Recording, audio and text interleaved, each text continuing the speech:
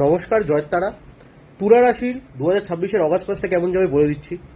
যারা চাকরি করছেন বা ব্যবসা করছেন, দুক্ষেত্রেই আমি বলবো চাকরি ব্যবসা ঠিকঠাক গেলেও কাজের জায়গায়, বিশেষ করে চাকরিতে দেখবেন কোনো বিশেষ কলিগ আপনার পেছনে লাগার চেষ্টা করছে ইনডিরেক্টলি, ডিরেক্টলি না। ডিরেক্টলি হয়তো আপনার সাথে কম্পিটিশনে পারবে না, আপনার কাজের স্কিল ভালো, ঠিক আছে, ইনডাইরেক্টলি পেছনে লাগবে। ব্যবসার ক্ষেত্রেও তাই, নাম খারাপ করার চেষ্টা করতে পারে। এখানে কিন্তু চোখ কান খোলা রাখবেন। যারা প্রেম করছেন বা বিয়ে করে ফেলেছেন, প্রেমের ক্ষেত্রে অতটা দেখছি না, বিয়ের ক্ষেত্রে কিন্তু একটুখানি মতবিরোধ থাকতে পারে। কোথাও আপনি যেতে চাইছেন, স্ত্রী যেতে চাইছে না, স্ত্রী পোস্টপোন করতে চাইছে, বা স্ত্রী যেতে চাইছে, আপনি যেতে চাইছেন না।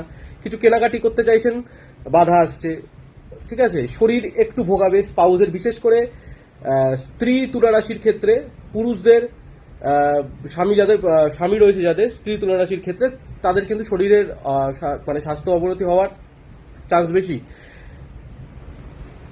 যাদের সন্তান হয়ে গেছে, সন্তানের পড়াশোনা নিয়ে একটু টেনশনে থাকবেন, সন্তানের শরীর নিয়ে একটু টেনশনে থাকবেন। বাড়িতে মায়ের যদি বয়স হয়ে থাকে বা মা যদি এখনো রান্না বান্না করেন, তাহলে কিন্তু সাবধানে থাকতে বলবেন। আর লক্ষ্য রাখবেন যেন আগুন না লাগে, ছ্যাঁকা না লাগে। বিশেষ করে একটু আগুন লাগার যোগ আছে, ঠিক আছে।